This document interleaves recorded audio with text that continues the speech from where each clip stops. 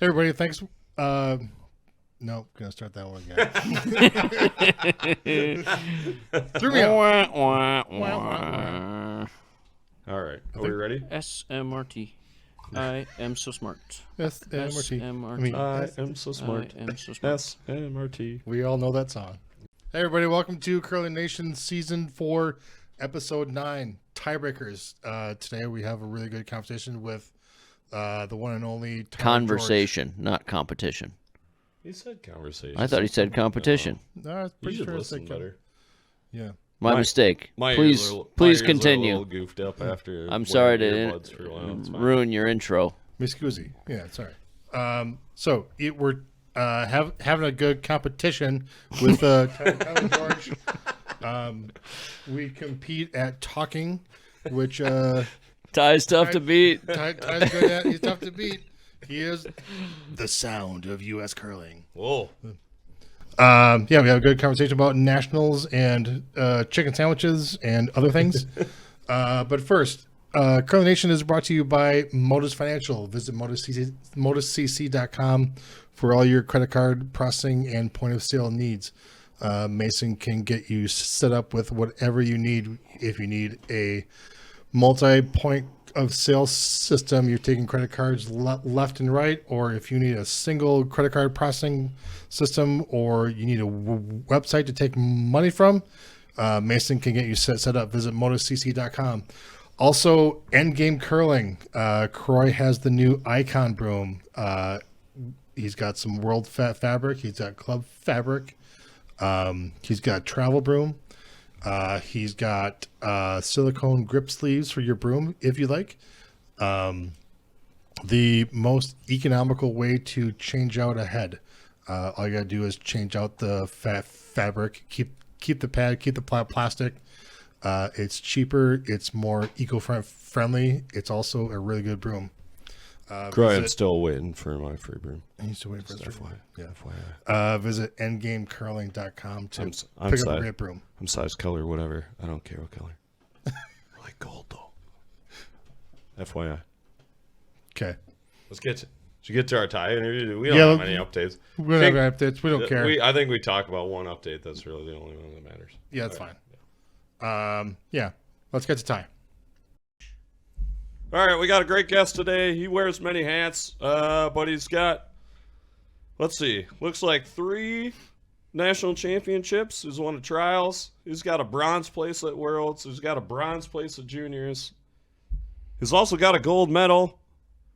I don't know. Right now, you could probably call him the voice of USA curling. The sound. Let's do that. The sound. The sound. The of US sound. curling. All right, welcome to the show, Tyler George. Tyler, how are we doing?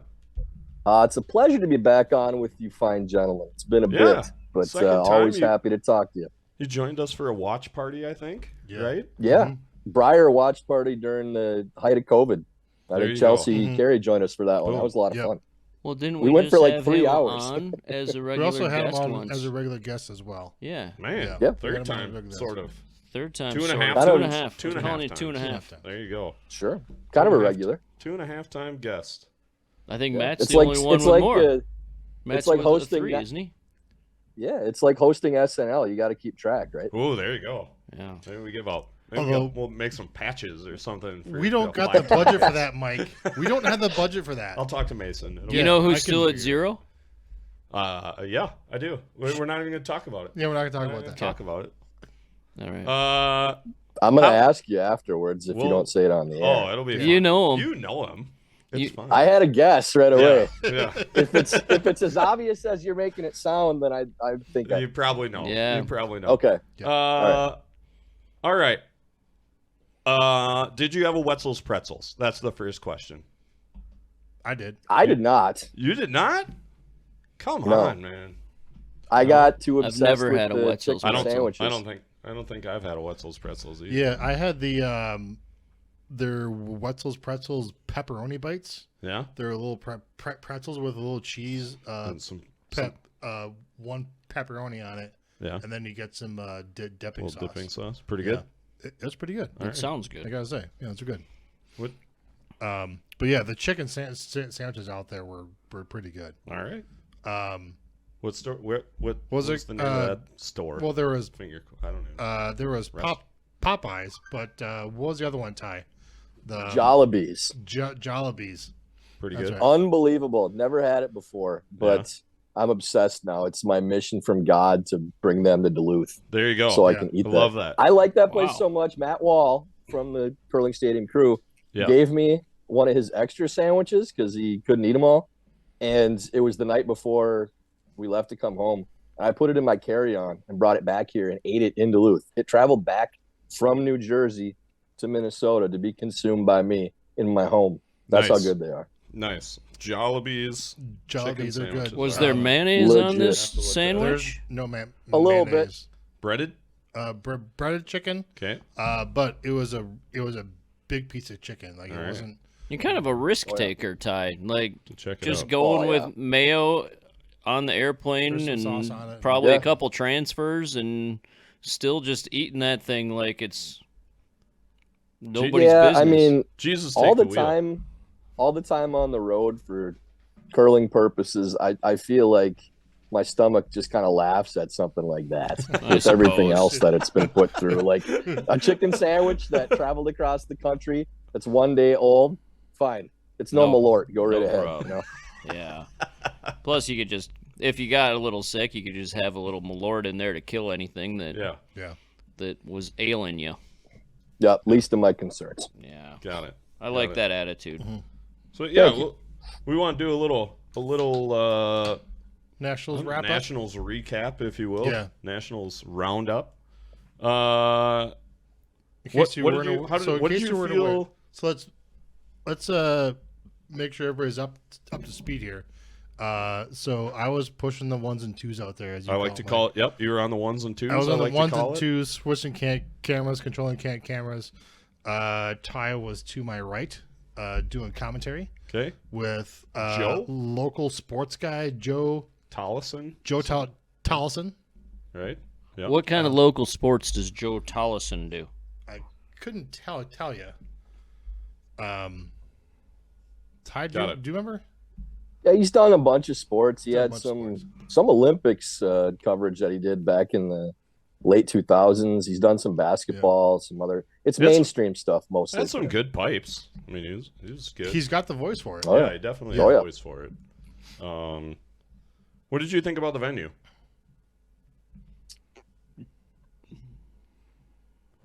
You going for me or Joel? Yeah, looked you. at him. Well, You. Yeah. You. Well, I'll the go- camera's yeah. right here. Joel's Yeah. right here. I'm looking at a computer. You He's can looking start- at a picture of you Yeah, near I'm looking at Joel. a picture of you. You Sorry. you can start, Ty. I'll Yeah, jump in as well sure. because I've got my own thoughts. Sure. I mean, it was interesting. It's odd, like when you're playing a national championship event, and there's walkers by that have no idea what's going on, and they just stumble into a nationals. Yep. The security was a little lax, and so there were some people walking out, like even close to the ice surface, like where the players and coaches were meeting, and asking, number what's one, going on? what's going on here, and number two was, how was I able to get here? Like somebody actually asked that question.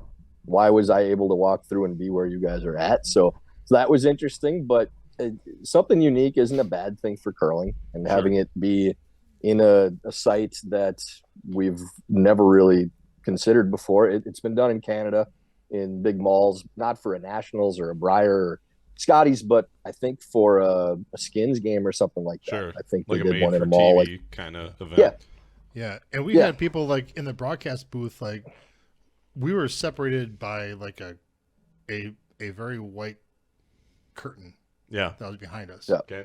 And like there were people that would walk in by that would just poke their head in and like ask us questions like during a broadcast. Like, Yep. and Yeah, John, somebody John would- asked if like we had a flyer about the rules of the game that explained what was going on while we were doing a broadcast. Nice. So just go find somebody in a red, white, and blue jacket and ask them. They will be more than happy to describe the game to you. But really, there's a lot of distractions for the event. If I was a player, I don't know that I would have been particularly excited about playing in that venue. But what I will say is the ice crew did an amazing job. dealing with a lot of factors that they normally wouldn't have to. You would think that they've seen everything to this point, but things like the mall temperature changing at 11 a.m. because that's when the shops open, when games are starting at 9 a.m. and when it's busier on Saturdays and Sundays, the whole temperature of the building is completely different. I know that's an issue sometimes with arenas when there's more people in the stands, but the airflow is just completely different. And the glass ceiling above the ice, if it was sunny out, then it was warmer because there was sunlight coming through where the glass was. So there's a ton of very odd factors, and the ice guys did an incredible job, Sean Olson and his crew, keeping things pretty consistent. Overall, the conditions were great, and that's something that they'll probably never have to deal with again, ideally. But thinking outside the box, just doing something different. I mean, I don't know that I'd give it a thumbs up or a thumbs down. I'll just say that the people that were tasked with having it ready for the event did a really good job. Yeah, the sun was. So I'm told that's why they had nationals the time that they did, was because this then the sun wasn't going to hit the middle of the ice. Got it. If it was later in the spring, the sun would have hit on the ice that they were playing. That makes sense. That's science. That's science. Like someone figured It's that out. science. Argue with that. Can't. We were, so the broadcast booth was up on the third tier, and there were like 2 really sunny days during some of the games, and the sun came down and shown on sheet E. Yeah, Or I think it was sheet 5. Whatever. Like, yeah, the sheet that wasn't getting used, that was a practice ice, the demonstration ice. The sun actually got on the ice there, but it didn't. It didn't get over. Was that the tricycle ice? No, the tricycle ice was sheet A. When okay. Once it was out of use. Once it was out of use, the tricycle ice was A. Got it. But yeah, the sun, like the ceiling being transparent, like the cameras were a fucking nightmare. Okay. Language. We had to. Oh, We can swear. I'm It's sorry, okay. All right, sorry. I think that was Sorry, appropriate. I didn't Yeah, know sure. your delicate ears were. Yeah, my kid would have Sensitive. called me out. He's just trying to make sure the guest feels okay if he slips up. Yeah. Yeah. So that was that's kind fine. of him. That's fine. I did drop an F-bomb at my kids tonight, though. That's what. So I believe you dropped one about your kids when you walked in the door tonight. I did that too. But Yeah, Hen- but that didn't All make right. it there. Henry was pushing it with his screen usage at the curling club. yeah, he almost got one Uh-oh. there too. Yeah. but- Yeah. Anyway. Yeah. Anyway. But yeah, like we had to constantly white balance the cameras, and we were testing one camera on ice that was different than the overhead cameras.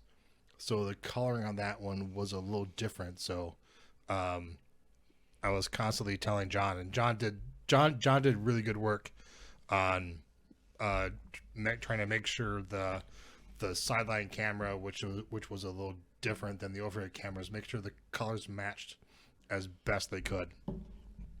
There you go. So All right. Okay.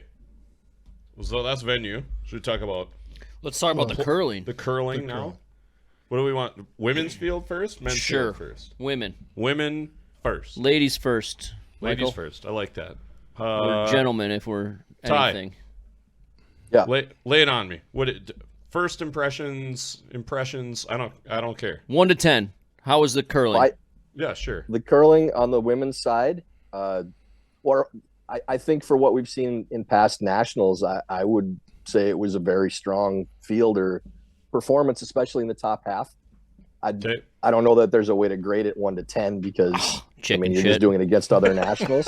but I'll say that the one thing that I took out of or 2 things I think that are really important I took out of this year's field is I think a lot of people thought it was a 2-team field going in, and that's what was going to be our Olympic trials, probably 2 finalists in a few years or a year and a half with Delaney Strauss and Tab Peterson with that budding rivalry. But Sarah Anderson, I think, really surprised a lot of people in how well they played consistently, because that's a team that has had a lot of success on the international stage, the U.S. stage in spots, but they couldn't really put together a string of good enough games to get to a national final with the current squad that they've had. Yep. And I think that's been something that's been an issue for Sarah in the past too, with the teams she's had. But that was the team that impressed me the most with expectations versus performance, because the front end was fantastic. I mentioned that a bunch of times on the broadcast with Lydia Barrow and Lexi Lanigan. Really outplayed their opposition in a lot of big games, which makes things so much easier on the back end, obviously. But they really put their stake in, regardless of how the final went. There are 3 contenders right now for world spots and for the Olympic spot, because that team's probably going to be a better team in a year and a half than they are right now. And Delaney Strauss's team will be the same thing. That they're very disappointed in their 3rd place finish, but that shows how far that team has come in the last 2 seasons. That they went from probably a 2030 team that we're looking at, and even the next Olympic quad to compete for national championships and spots at Worlds, to winning 2 events, 2 runners-up, a couple other playoff spots in tour events, 3 slams played in this season, and to be at a level where making the playoffs and finishing 3rd at the stage that they should be at in their development is pretty remarkable. And I mean, that team, we're hoping, is one of the squads that's the future of the sport for us on the women's side.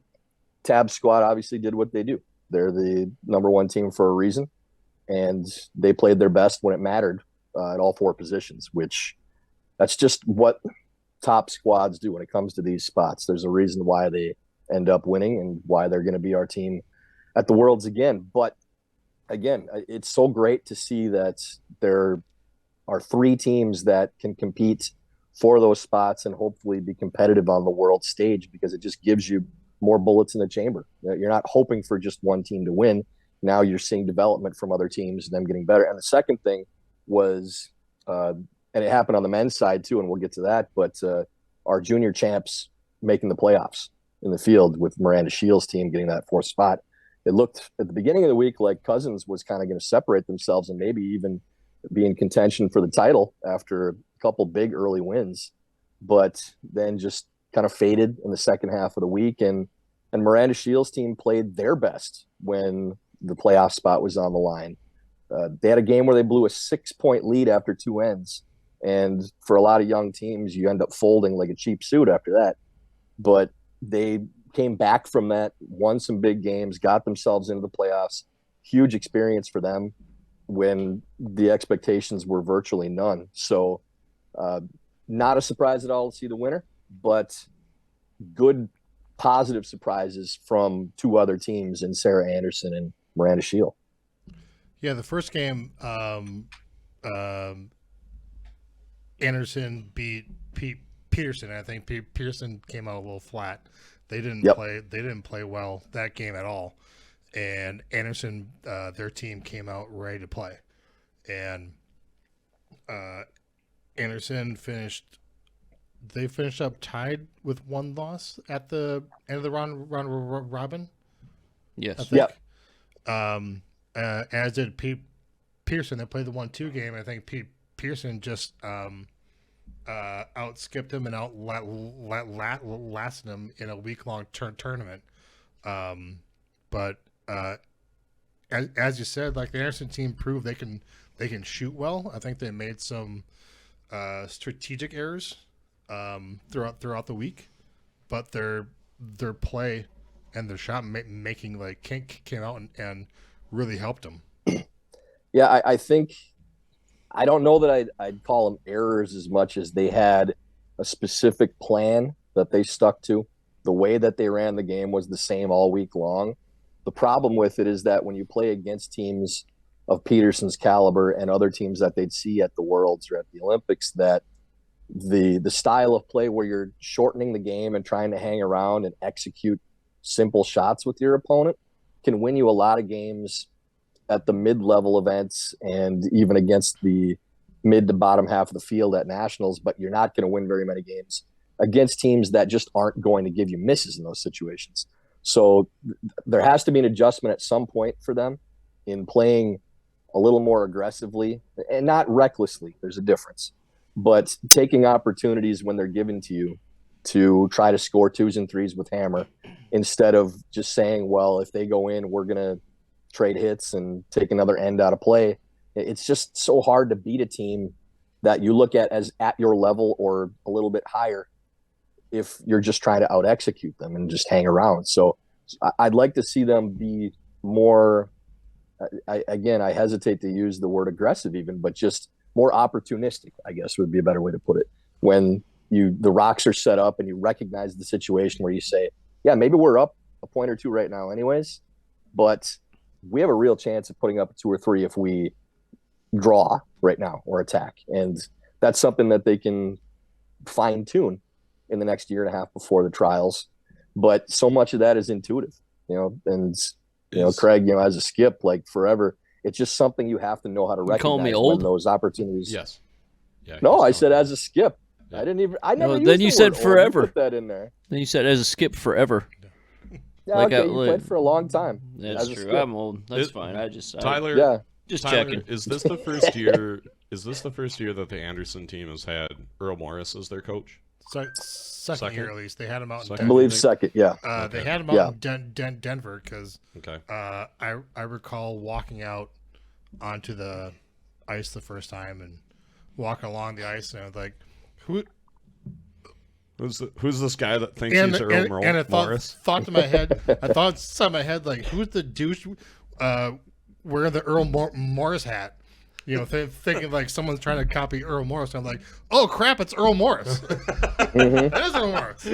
So got it. This is at least the second year they've had. Okay, that makes sense. Earl Morris. Got it. I think the game plan is probably partially from Earl playing to how he thinks that squad can compete at this level, but still I think he's going to help them develop a little broader game plan as the next year and a half goes by. Sure. But he also, I would give him credit, and I give their team credit for coming into that tournament as prepared as they were. When they beat Tab that first game, Tab's team didn't play their best, but Sarah's team took it to them. Like, they played well. That 100%. Wasn't something where they fluked it at all. And again, we go back to the front end playing so well to set up opportunities and to keep your skip and third from having to make a lot. And that's not to say that Sarah and Taylor weren't making shots. They certainly were. But as a back end player, I always loved if the guys in front of me were making enough shots that I didn't have to make anything great.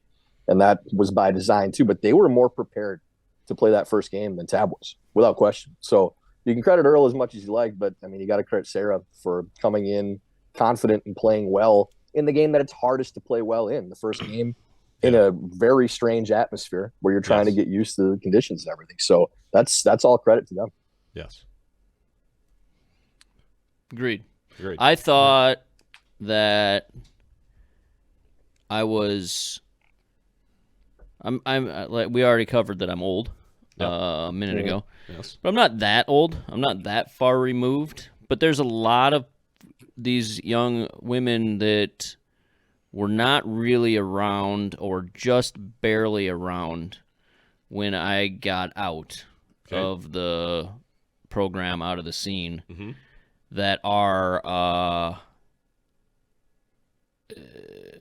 they've made huge strides, and a lot of them, not all of them, but a lot of them are still front end players. But like, I'm even on the teams that didn't make the playoffs and the teams that toward the bottom, whatever the younger teams, on Cousins, on McMakin, on Shield, whatever. Every team had a few people that impressed me a little bit more than I think I was expecting. Even if the team as a whole maybe didn't perform all that great, but like there was more sound technique and shot making than I think I was expecting. I think a good way to put it would be you could draw positives pretty easily from every team in the field. Yeah. that Kim Rhymes' team made a lot of pressure shots and played well against top competition. Could have won a few more games than they did, but they were in a lot of games against teams that you'd expect probably to run them off in previous years. McMakin's squad, I thought, especially with the back end, like their shot calling, like actually setting themselves up to win games was really good. Like they've improved so much in that respect, but the execution wasn't always there.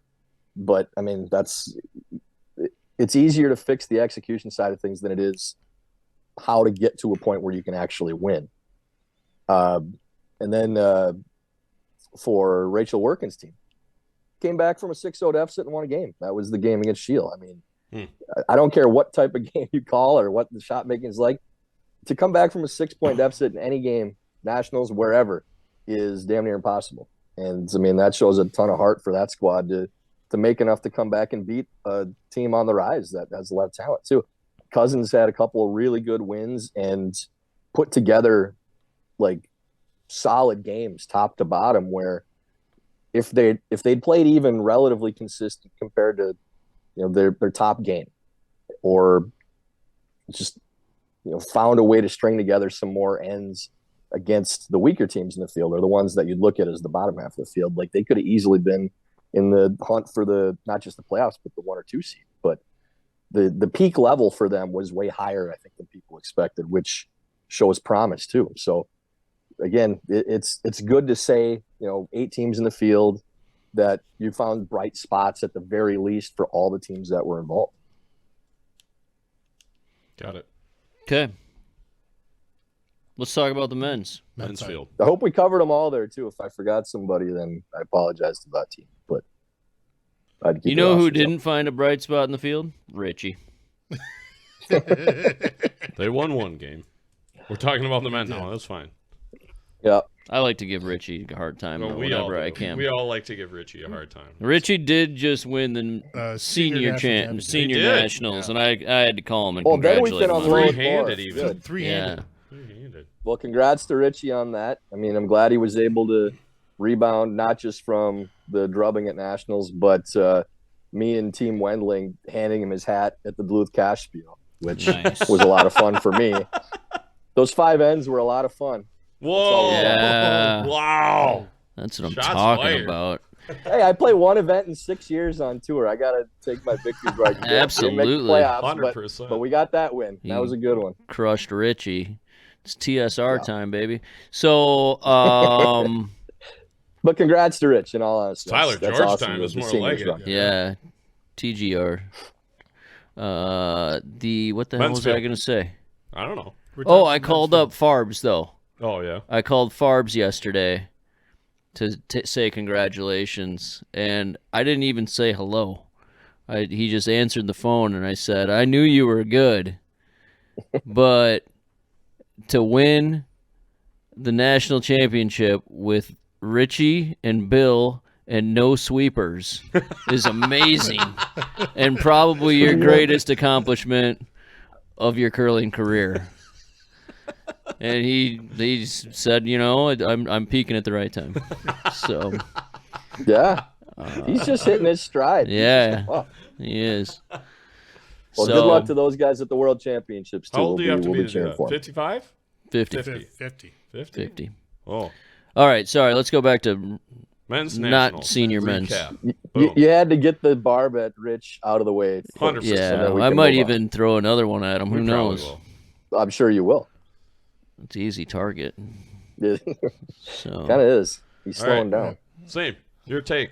What do you got from the men's? Give me the 1 to 10 on this one, you chicken. 1 to 10 for the men's side. I'll give you a number on the men's side. I would say we're probably, compared to previous nationals, I'll give it a 7. Amateur score. 7.5 maybe. Amateur score. Okay. But I think it's because what we saw from some of the teams, they have more in the tank. Like we've seen a higher peak from a couple of teams. So, yeah, I mean, it was good. I'd say that I'd expect it to be better next year and better for the trials too. But that's a good thing, because the level of play was still pretty high. Who Dunham played worse, right?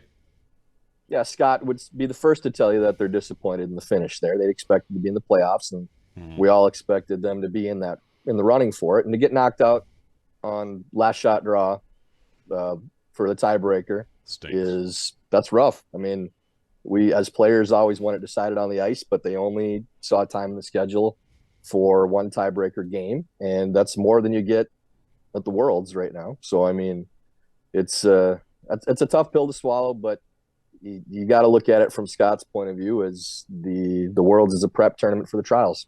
You still got one big one of those to go, one more Worlds before you get to the trials in 2025. But that's the big one. And it's hard to think of it that way in the moment, but your sights as a curler in our sport are always towards the Olympic Games. So they'll be prepping as hard as they can for the next time around. But yeah, they'd probably be at the top of the list of teams. Richie's team, I think, would say the same, that they're very disappointed in not just the results, but how they competed overall. I think I was surprised in their team and how they curled or didn't curl, or they struggled. How they performed. They struggled. Yeah, they struggled. They're better than their record indicated, but I also Generally, don't think I would say yes. I also don't think that they were probably a super legitimate playoff contender. I think I would have had them with 3 wins instead of 1 win. Sure. I am going to give the curling a lower score than you, Ty. But there were moments that were great. Well, I think I'm scaling it like on the best nationals for us I've seen, not what's the peak level of curling that's attainable for anybody. I'm saying, like, with what we've seen in past nationals, I think 7's probably pretty fair. But I'll definitely listen to other numbers or opinions. I think you're being generous, Ty, but that's all right. It's nice of you to be a nice guy. I remember years when the bottom of the field was worse, I guess is the best way to put it. So even if the top level of playing wasn't quite what we would hope for, the bottom level is higher than it was. So that kind of evens things out. That's how I'm getting to the number I'm at. Okay. I agree with that. All right. I would challenge that a little, because a lot of the fields that you played in were 10-team fields, and now we've eliminated 2 of those teams. That's true. So I would like to hear what Craig says, and I'll go from there. I think there was a lot of fields where there was a lot more teams in the mix at the beginning and even 3/4 of the way through that, like, you still thought they were going to have a chance to win the whole thing. I think the way the field was shaken out this year, the way it looked like teams were playing, after Danny lost those 2 in a row, I don't think anybody thought that there was a chance anybody was going to win other than Corey or John. And so it was a little top heavy there, maybe, but even Corey and John, like, they played at moments, they both played dynamite. And at moments they both played pretty mediocre, I think, from their standards. But I think, I don't know, it was a good event, and like I said, I think they played great at times, and there was other times when they didn't play all that well, but they were the class of the field this week. I think Danny will be disappointed to an extent in his team. And it's not like they played bad, but you could tell it was just a lot of work for them this year because the things weren't going quite as well as they did last year, and quite as well as it has for them in some spiels and whatnot. Craig, would you say in talking about Schuster and Dropkin pretty clearly being ahead of the field going for the playoff run, would you say that's because they've separated themselves skill-wise, and that in past years in nationals there were more teams playing at a very high level with a chance to win? or is it just that John and Corey's team are that much more skilled than the middle of the pack, which Sure. I guess I'm asking if you think the middle of the pack is at a lower level now than it was in years past. A little bit, but I also will 100% agree that the top of the field has elevated to pull away. I think it's fair to say both to an extent. I think both. I think I saw a lot fewer what I think would be rookie mistakes by a lot of the field. Okay. So I think I saw there were a lot of teams that were doing all the small things to get themselves prepared for the game, to get themselves, even during the game. I saw a lot of the small things that were happening by all the teams. Okay. I can see that. Like, I didn't see a lot of...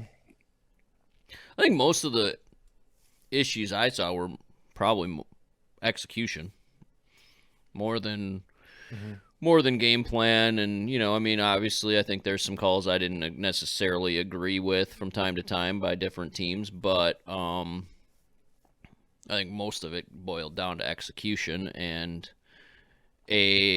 Schuster and Dropkin missed less, but also they generally got more out of their misses than some of the other teams, and that's something that comes with experience and time. And typically, John and Corey weren't playing with them making like a 100% miss. They're not throwing a flash. They're not. Sure. They're not throwing a rock all the way through the house. Sure. But there was more teams. There's a few more zeros, let's call them, than I was hoping to see from the field, as opposed to, I didn't make this shot, but at least I got something out of it. I got a half out of that shot, and John and Corey, they're smart enough, they're good enough, they've been around enough, they have very, very few of the zeros. I think because we mentioned earlier this with Delaney Strauss's team, I think Danny's team ran into the same thing that Delaney did, where last year, with both of them making the finals at such young ages and lack of playoff experience, it was blissful ignorance. Not being in those situations before, you're just kind of playing free and easy with no burden of expectation on your shoulders. Sure. And then this year, now we've been to the finals the previous year. We played a full season on tour. We're ranked in the top 20 in the world. Now the expectation is there, and you're not able to just go out and enjoy the ride. It's a lot harder to succeed at the Nationals when you've been there and you've been in the finals, and people say, yeah, that's one of our actual front runners to win a title, playing in slams, things like that. They both played in slams this year. The weight of expectation and the lack of ability to just go out there and throw because nobody expects anything of you, that's a completely different mindset going in. That for a young team, it's going to take some adjustments, and they're frustrated because they both expected now to get back to at least that final, if not win it. So I think next year you'll probably see a better performance from both teams overall. But I wasn't surprised at all at the results for both teams, just because even if you're the top seed, it's so hard to win a Nationals when everybody expects you to do it. Like, I always said it was my least favorite tournament of the year because it's win or it sucks. There's no middle ground. That's it. And they're now close to that level where maybe they're not expected to win, but they're expected to contend, and they're expected to probably be in that final for both teams, because they did it the previous year. So sure, that's something that you're just going to, they're going to have to overcome in the next few seasons going forward. And the best way to cure it is to win one. That's, I can say from experience. Like, if you beat your head up against the wall and you just can't get through, it's always there in the back of your mind. But you win one, and then the whole world changes for you. So they're both so young. I mean, I would expect them to win a few national titles themselves. You don't know when the next chance comes, but I mean, with how many cracks they're going to get with the teams they have, if they stick together, the sky's the limit for both of them. Sure. I agree. Yeah. What do you think about Corey Dropkin team prep versus Schuster's prep? Like, just as far as number of games played, because it seems like Dropkin was playing every weekend somewhere, and John's team was kind of picking their spots about where to go. So Yeah. Corey played a lot. They're a little younger team, but they need more experience. But did John come into this thinking he would coast or kind of flat? I think that Corey's team played the schedule that they did in the right season. The year before the Olympic run, you're not going to, if you get burned out, fine, but they need to get as many reps as they can against the best competition possible while they can do it. And I think our season before the Olympic season, we played like 19 or 20 events. It was an insane schedule, but it was good for us. And it was the right time to do it. The season going into the Olympics is different, where you don't want to burn yourself out too much going in. So they get one more where they can go a pretty full schedule. And then you got to be careful when you go into the fall the next year. On Schuster's side of things, I don't think they're playing enough. They want to stay fresh, but with moving the lineup around, especially the way that they are, you need to get plenty of reps in to be able to compete on the world stage with these other teams that are getting more reps than they are. And I'm all for being fresh and being, rested and ready to play in international competition, but only to a certain degree. I mean, you still got to get enough reps in with the lineups they have and figure out, what they're going to do going forward with a regular lineup. I don't think they know yet. I don't have any inside info on that. But it's going to be really tough to compete in a world's field when every other team is essentially playing a professional schedule this season. And John's team is trying to stay fresh and then peak right when you get to Worlds. That's a tough high wire to walk. Like, that's not an easy thing to do. Even when you're playing consistently, it's hard to peak at the right time. But if you're not getting a ton of reps in as a squad, then it's all got to come together the right way and get a little lucky if you get hot. Whereas I don't think that's much of a concern for the other top teams in the World Championships.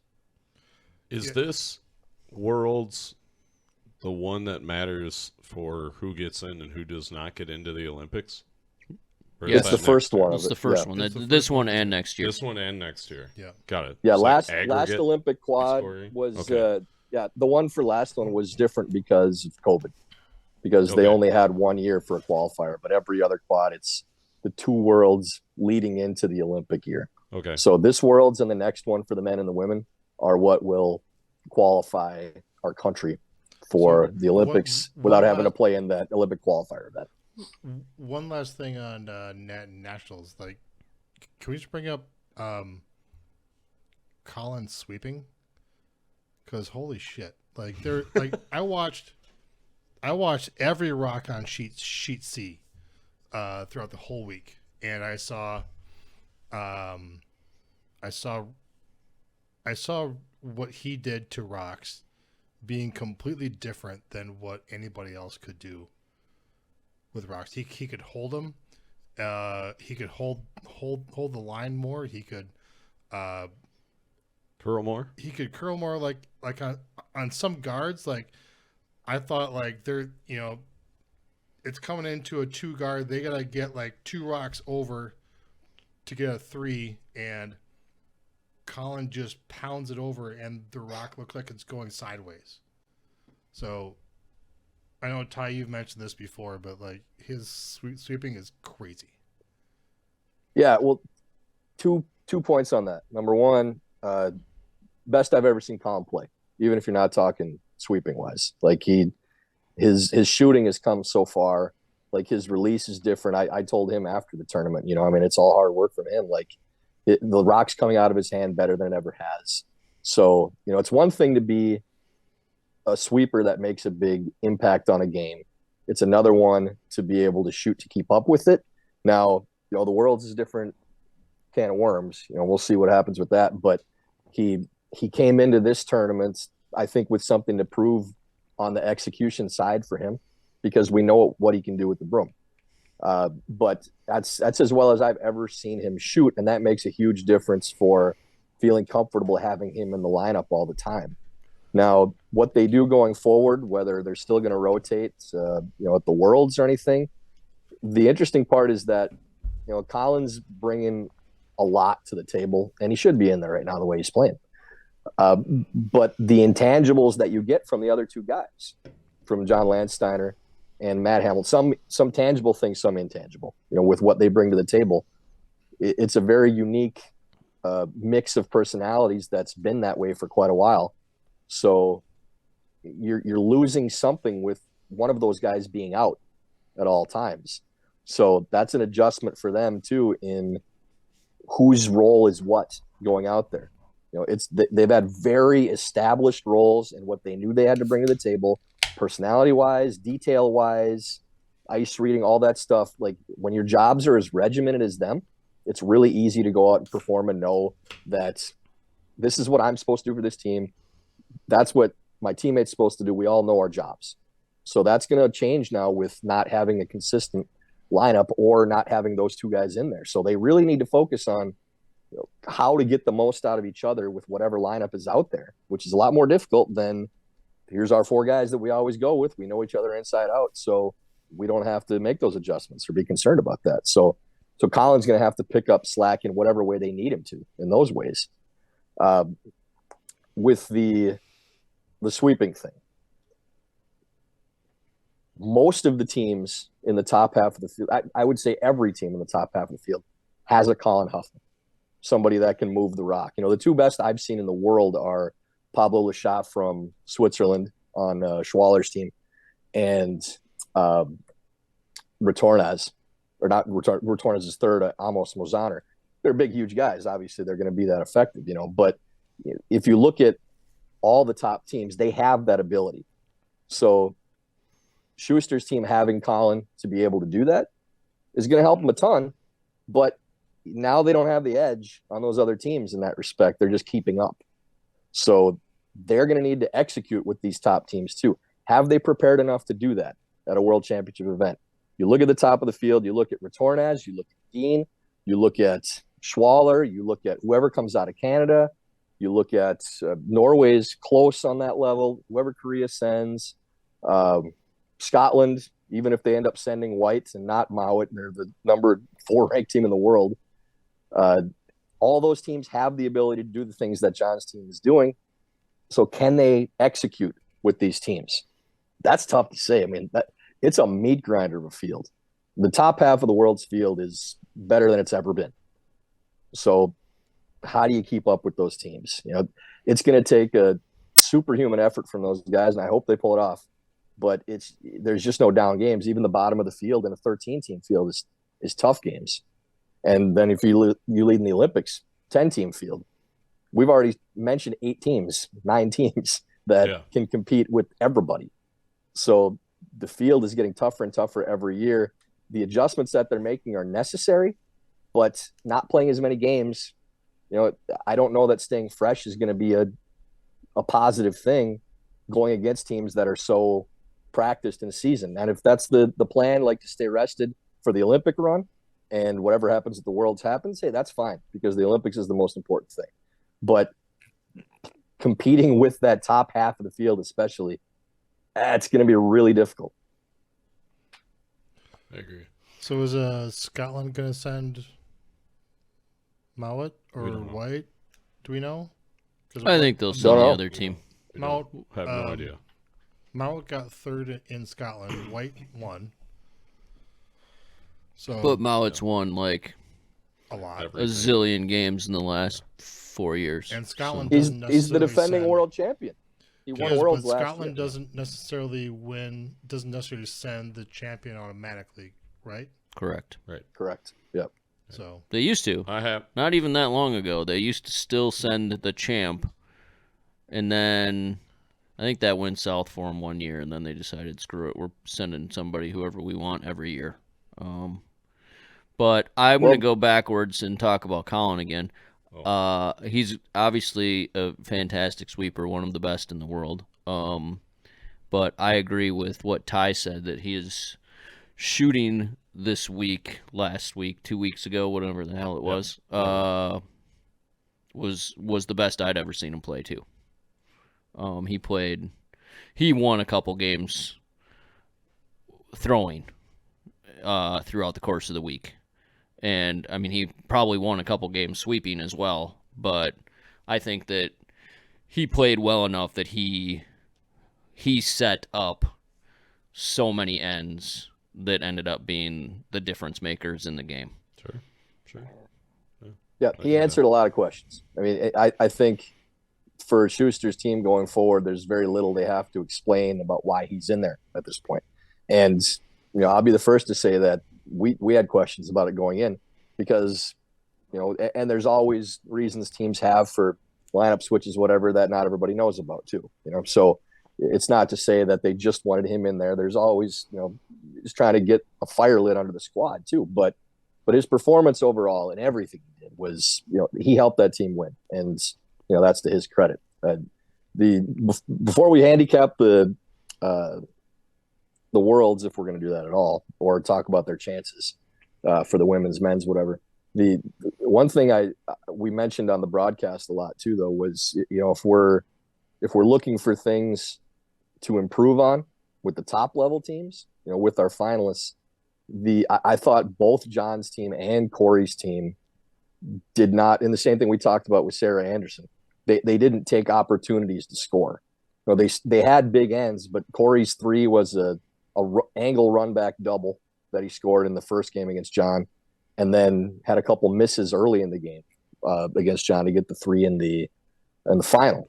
But there were multiple times for Dropkin in particular, but I thought John played extremely conservative early in the game against Casper in the page, where first five they just essentially traded hits, and Danny was ahead at the break, and John kicked things into gear and played like we know they can in the second half of the game. But it took them a long time to get to a spot where they were pushing the action a little bit instead of letting the opponent hang around and shorten the game. And in both Corey's games with John, they had multiple chances where they could have played a draw, even when you have the lead, the hammer, which I think they were by design running the front and not getting themselves into trouble. But the fourth end and the sixth end, I said this on a different podcast too, I don't want to beat on it too much, but Corey had that game in a position to win it if they take the opportunities to win again. And the fourth and the sixth, when they had hammer, they were ahead by one with hammer, I believe, in both ends.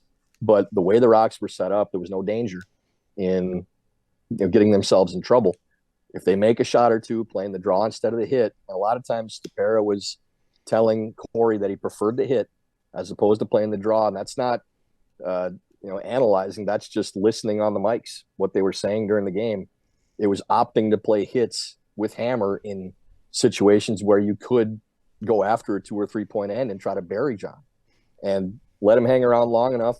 They caught a couple really bad breaks in the seventh when they gave up that 5, like 2 or 3 in one end. But they played a few shots that I'm not even sure were there in the course of that end, and they let it get to that point. Yeah, they could have scored 2 or 3 and 6. They could have scored 2 or 3 and 4. And I think if Corey goes back and watches that game, he'll look at the rock setup and say, geez, we really had him. We could have gone after him. And again, not playing reckless, just the opportunity is there without the danger. And there were specific instances where he immediately called for the draw and then was talked out of playing it. Yep. And they played something more conservative too. So that you gotta be willing to play those draws. The end that he gave up the 5 too, there were at least 2 moments throughout that end. There might have even been 3. Where I thought to myself, you got to take your damn medicine and give them a 3 here and hit those open ones. Like you dug too deep of a hole. Get out of it. And like you're up 2, you don't want to give up a 3 to all of a sudden be losing this game, but you can't give up a 5. You can't give up a 4. Because then all of a sudden, not only are you not winning, you don't have control at all. Like if you go down by 1, you still got the hammer, and you're only down by 1. And I think that would have been, was it the 7th that John got the 5? Yeah. So I mean, you're down 1 in the 8th. Like, not ideal compared to considering you were up, but and he also just got punched in the gut, which a 5 hurts a lot more than a 3 does. Yeah, I still go back to the 4th and 6th. Like, no, I hear you. The game in the 7th, probably, but he could have won it, and he could have won it earlier. Yep. Yeah, he definitely could have. I think thought if he the same makes that thing. If he makes that adjustment, if he's willing to go back and look at the tape here, then he'll look at the Rock setup and realize, okay, these are the situations we have to recognize in these games, especially against competition at this level. And I think that he will. I think that adjustment will be made. And if he does, they could be our Olympic team very easily. And they probably should have won this time around. And, John's team, I used the Marvel analogy in the booth, the Thanos inevitability. Like, it's always coming. You're just waiting for how he's going to win the games if it's at the U.S. Nationals. But you can avoid those things by taking the right opportunities. And Corey's going to get there.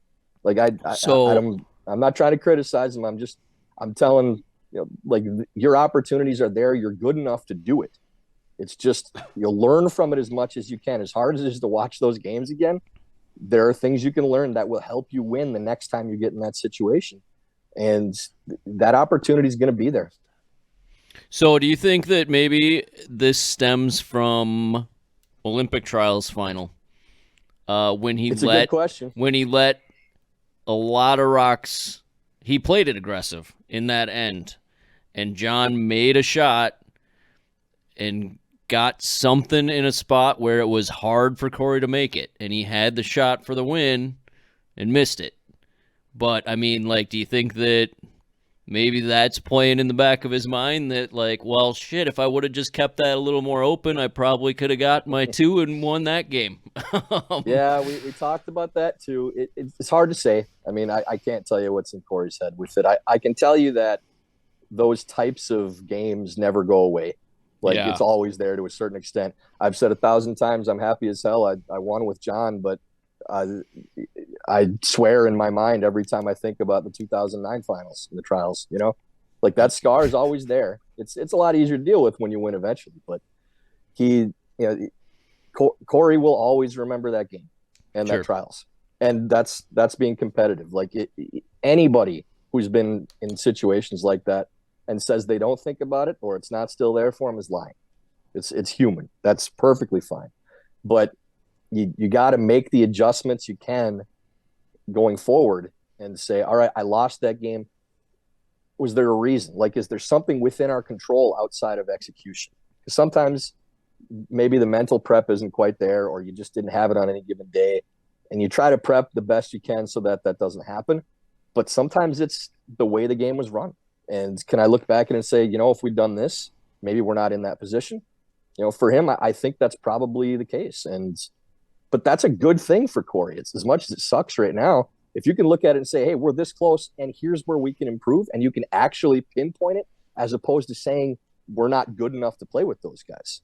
That's a way better spot to be in. So you can be positive about that if you're Corey's team. As hard as it is to do right now, knowing that you're there and your opportunities were there and you're good enough to do it is way better than, we just can't beat those guys. Sure. Like it. What are we going to talk about next? I don't know. I had one take. I don't know if it's even worth putting out there. Let's hear it. We'll cut it when it sucks. Well, yeah, we could definitely cut it. No, we're going to put it at the front of the show if it sucks. I'll preface no pressure it with now. this, is I've tried to get to nationals and not made it. You guys have been there, and yeah, but I have a sense on what maybe it takes to get there, but obviously not at all what it takes to compete there. 3 and 4 teams playing for playoff spots made me feel yucky. Like, I I understand it's a smaller field, and that has a potential of happening, but it made me feel yucky that we had teams with losing records playing for playoff spots. But I get it. I wasn't there. If I was in the field and that's how it shook out, obviously I'd want my opportunity to play for a playoff spot. It's weird to have. But it's weird to have 4 teams make the playoffs in an 8-team field. sure, I understand that. yeah. I get it. It should have taken 3. Yeah, maybe 4 wasn't the way to go. It's hard to have half your teams in the playoffs in any field. It's probably not something they should do. I understand that there were tickets sold and there were brackets made and all that stuff. Just I don't know, made me feel yucky, and I think Craig touched on it a little bit that maybe execution by some teams was lacking, and I don't think you can put it on the ice was weird because it was in a mall. It was like we're all playing on the same ice, like we figured it out. But I don't know. Are they going to go with the? I was 18 field? happy to be able to watch the playoffs. I was maybe hypercritical because I haven't ever been there and expect maybe more from our top athletes.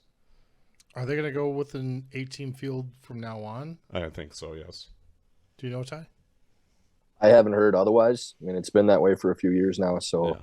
I don't see it changing unless we get to a point where there's so much depth that it doesn't make sense not to have more than 8.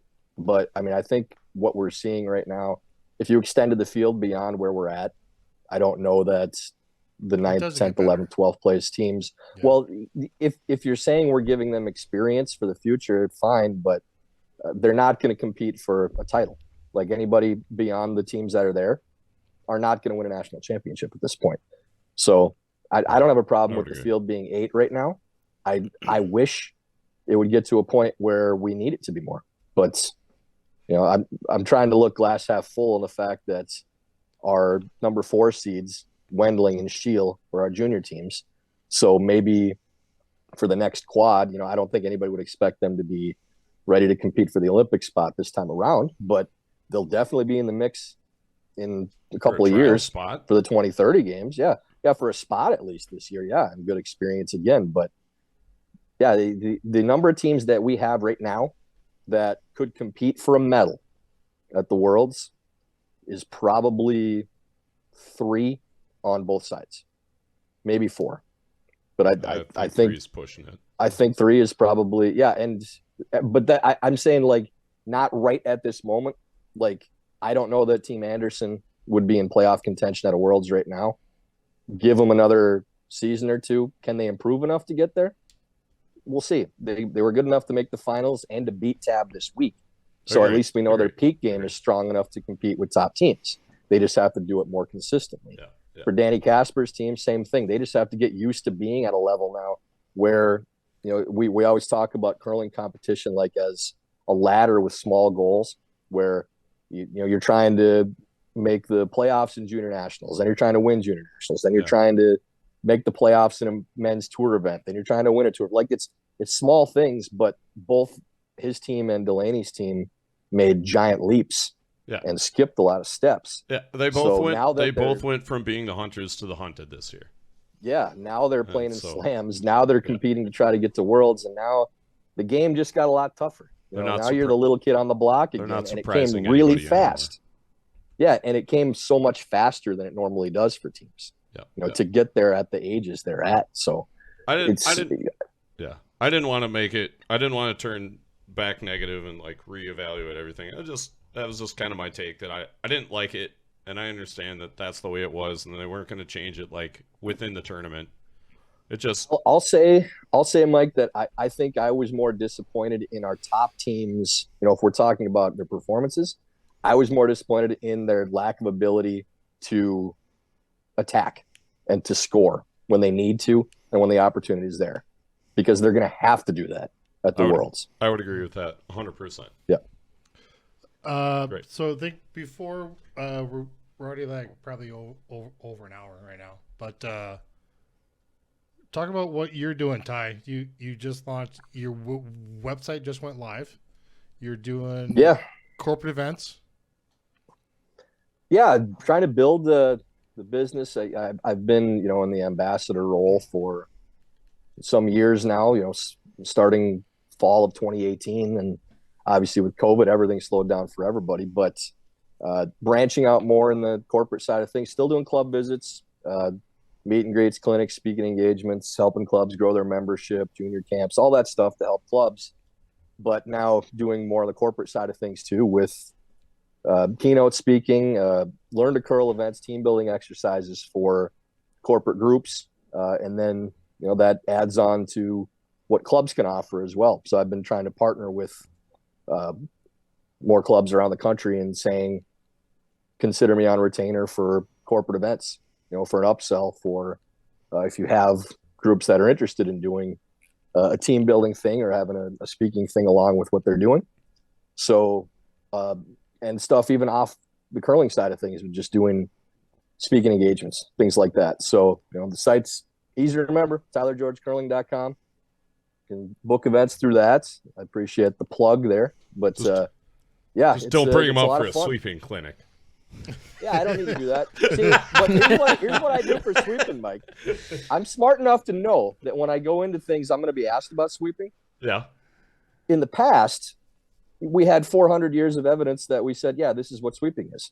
Now it's changing every month. There you go. So whenever I want to know what's going on, I call John Landsteiner. And I say, hey, what are teams doing now? And then that's what I tell people. There you go. And John tells me what the Swedes are doing because he says that's what everybody follows, essentially, or the Scots. Says, well, that's what they're doing. Yeah, or Gushu. Yeah. That's what they're doing, so that's what we're doing, because they're doing all the research, whatever. Let them handle it, and then we all follow. So then I just ask John, and he tells me what people are doing, and then I can sound smart. I'm just busting your chops. You're great from the tee line back, buddy. Hey, I never once said I was a great sweeper. I was a smart sweeper. I was a pretty good weight reader. If you needed a rock every once in a while, I'll lean on it. But with regard to what to do, then I just ask people who know, and then they tell me, and then I tell whoever needs to know. Yeah, simple. Whenever I had to sweep, I had to just fall back on my judging skills, which get rusty when you're not out there every day. But when I knew that I wasn't winning many shots with my muscles, but I might make some shots by knowing when to sweep or telling the other guy when he needs to sweep. Sure. So I'm just a good hype man. Yeah, that's all I'm good at. I'm good at the hype man role too. The tour event in Duluth that I filled in, played third for Wendling. They got a horse at lead, Jackson Armstrong. He's not even old enough to have his man muscles yet. He's a force on the broom. I got the hell out of the way, basically any opportunity I could, and just let him go to town. Because, I wouldn't be helping that much compared to him under the best of circumstances. But not sweeping essentially for 6 years and then going out there and actually trying to scrub a few. I picked my spots very sparingly. I just want to know. For you. I just want to know how you let your brother-in-law win that event. How do you let good things happen to bad people? It's amazing. I don't know what to tell you. The worst part, worse than him winning it, was that he'd been talking all weekend long about when they played Schuster, that it's for the title of best left-handed lead in the country. Best left-handed lead. And Steiner came off the ice afterwards and said, I got to relinquish that title. Like, he took it. He earned it. He beat me up. God. So now we got to deal with that, too. That's worse than the championship belt. But, yeah. I love Derek. He plays like once or twice every couple of years. Aligns himself with the proper teammates. I'll give him that. He's smart about choosing who he plays with. Corey Dropkin and Joe Polo. They're okay. Probably good guys to join up with. But I was really impressed. We won't go into this very much, but Matt Mellon, that played second for him, who's still doing the U5 events. 5 and under. Played fantastic. Yeah, 5 and unders. He played really, really good. And we played against them during the tournament. I said, how the hell does this guy make that many shots, playing as little as he has? But, yeah, so Derek had some help, but that's just what he does. He just wins and tells everybody about it and then shows up once next year, too. There you go. All right. I like his style. Talking? Yeah, I like it too. It's great. I'm available next year, I guess. I don't know, free agent deal or something. what? Do we want to talk about more stuff, or should we let Tyler go to bed? No way. No way. Talk about whatever you want. Lightning round Scotty's predictions. Do we Lightning round. Got to be super fast. Lightning round super fast. Can we pull up like a team list quick? Or we just let's get a team just list. go off. Yeah, What'd you think about the Super Bowl while they're looking up Ooh, the yeah. teams? I mean, I picked KC after picking against them earlier in the playoffs because I'm not smart and forgot that Patrick Mahomes is going to find a way regardless. But, yeah, I mean, amazing second half of the game. It kind of came down to exactly what we talked about beforehand, that if it's going to be tight late, give me Mahomes over Purdy. And they go to OT. One of them led a field goal drive, one led a touchdown drive. So, I mean, San Francisco more talented top to bottom, but, I mean, I'm not going against Mahomes. And he did what he did. No surprise. The game ended pretty much like you expected it to. I thought it was good. Even the first half, everybody was saying it was boring, but I thought it was actually a very exciting first half. I mean, there was some turnovers that stopped the points going on the board, but I mean, the drives were. I thought there was a few decent drives going, and there's some good plays, and I don't know. I thought the first half was fine. I like do we know what's defense. in the pools? Go. Keep going. What are you looking at? I'm trying to find the pools Oh, for Jesus. Scotty's. Well, regardless of the pools, I mean, Let's who just the give top it a teams team are. list. We don't need pools. We don't need pools. We don't need All right. pools. Who's gonna win? Laws. I think Laws is gonna win. She's gonna Laws. do it. Yep. When You heard it here. she's gonna send Jennifer Jones into retirement Just- with a legacy of like an in off. She's gonna in off. I've passed. Jones is gonna just be able to walk off and say, "See, I've passed on." Caitlin Laws is gonna make an in off. Maybe. like JJ. I know where you're going, yeah. In off. Yeah. Long intern and off. Yeah. Anybody? All right, trivia. Where did that happen?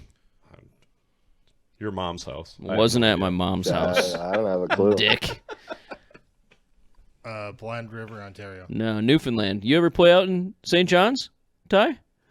Yeah, we played the Slam, the Tour Challenge 20 had to be, I think it was September 2015. That was fun. It was in Paradise. You didn't just play outside in. St. John's. Okay, you didn't play in the big arena in St. John's. They had a couple tour championships there, and No, it was a that smaller- city is ridiculous, man. It's Yeah. so much fun.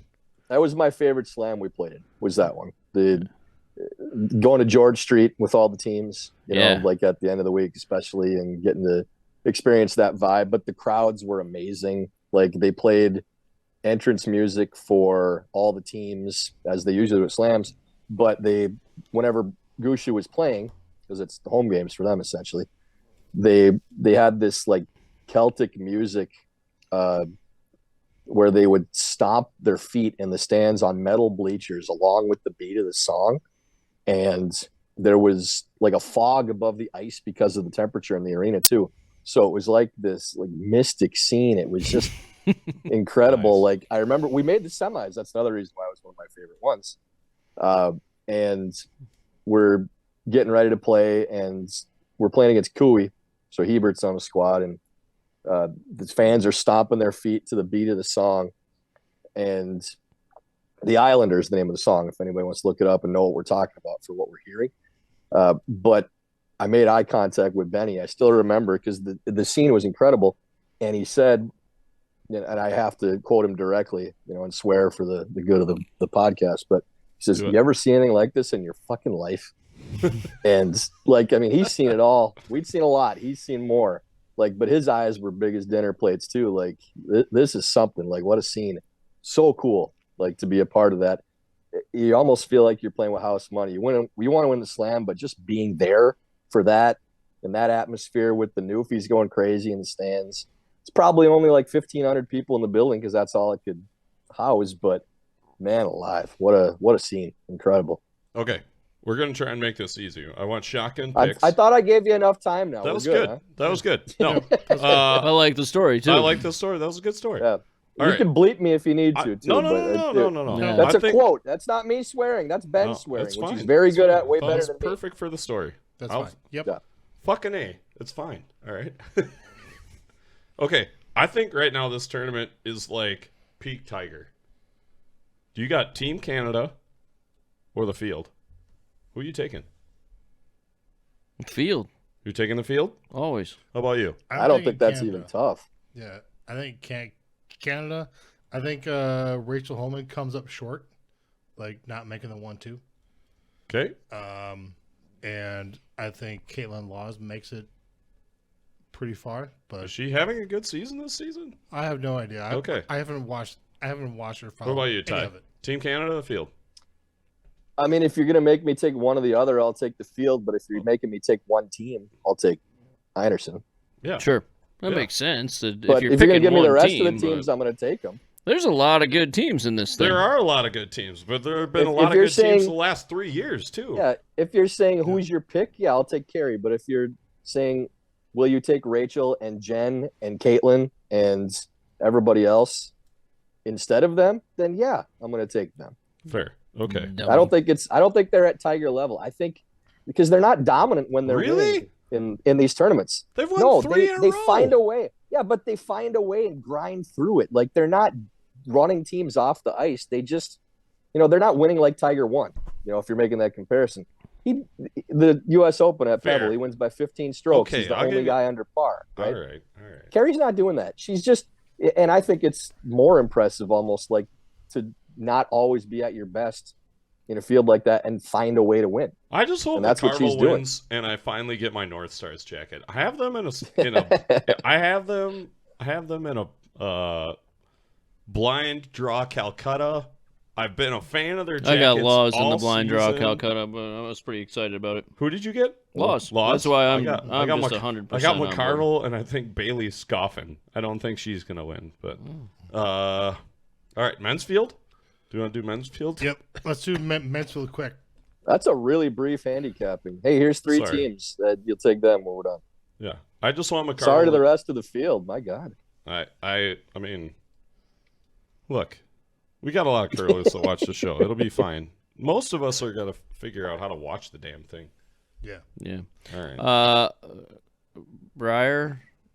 All right, you can't pick Gushu or Botcher. Who you picking? Dunstone. It's a good Ty. pick.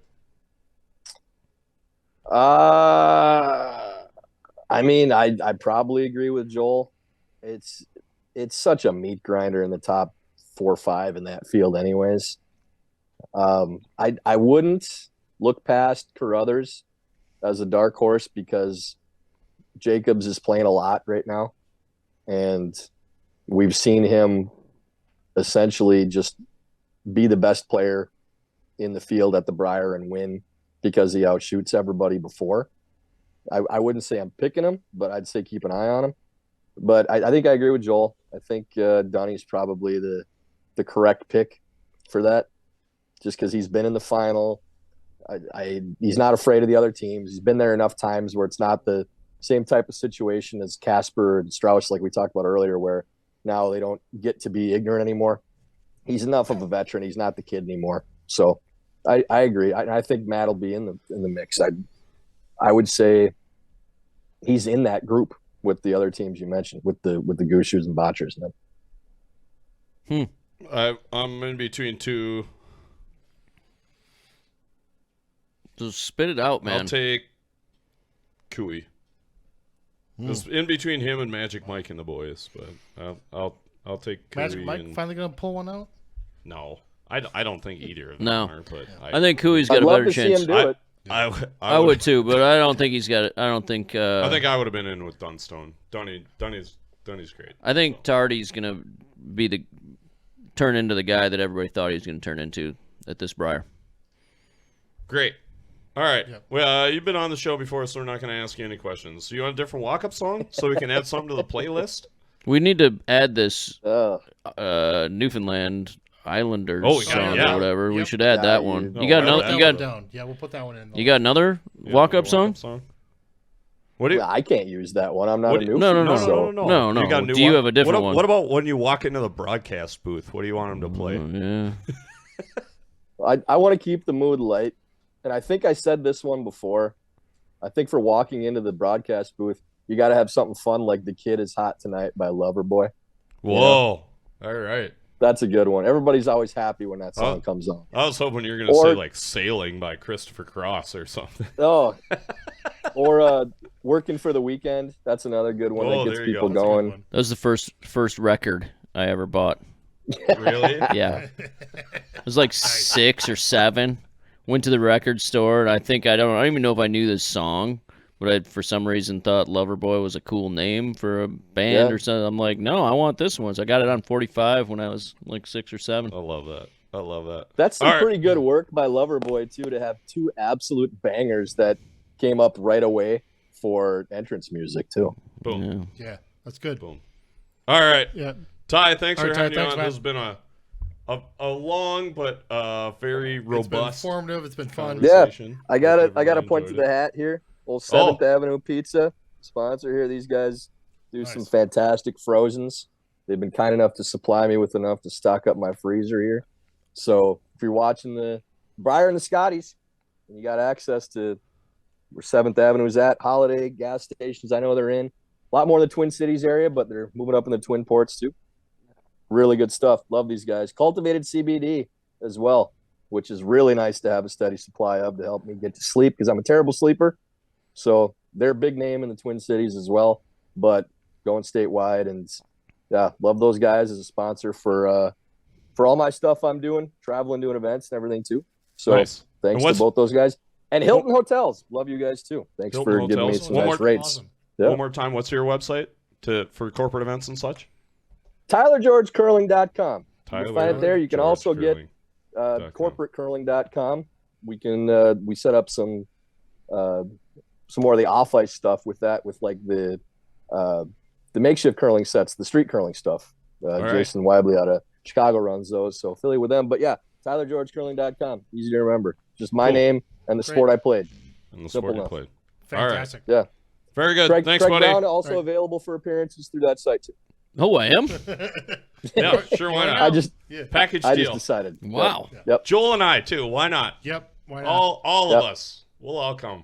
I like beer. We'll look up pictures from House of Hearts, and that'll be like your profile stuff. Oh goodness! Please don't. Yeah. Yeah, good one. I had some good ones. I'm out. Sorry. I'm all out. right. Done. Awesome. Thanks, Tyler. Yeah. Thanks, Ty. Thanks, fellas. Bye. Yep. Season 4, episode 9 in the books. Big thanks to Ty. That was a lot of fun. We probably could have talked for another hour with that guy. He had a lot of good stuff. Big thanks to Modus Financial and Endgame, moduscc.com. Check them out. Endgamecurling.com. Check them out. I'm still waiting for my broom. FYI. Yep. Otherwise, email the show, curlingnation@curlingnetwork.com. We had some good conversation. Bo on. That was a fun show. We got Ty on. Man. I tell you what, like we're getting WCF presidents and gold medalists in back-to-back episodes. Stop doubting us. Yeah, we'll get some guests on. Just let us know who you want those guests to be. Yeah. We still have cards. Still have. I need a cards deck of for those. Ends. Talk to Joel. He's got them all. I need a deck, Joel. Do it. So we got those. Email the show. We can get those out to you. Hit us up on the social medias. Had some good interaction. I had somebody at the club yesterday, so they really liked the episode with Wally and Steve. That was a fun one. Oh, that one was fun. I just had somebody tell me they'd like the last episode. I'm assuming that's the one with Bo. Has that one been out yet?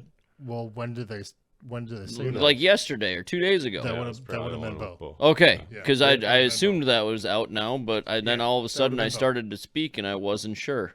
Yeah. But they said, I really loved that last episode. That was great. I agree. I said, thank you very much. Thank you very much. Awesome. Great outro, team. Mike. Craig. Not Craig. Good curling, everybody. Out.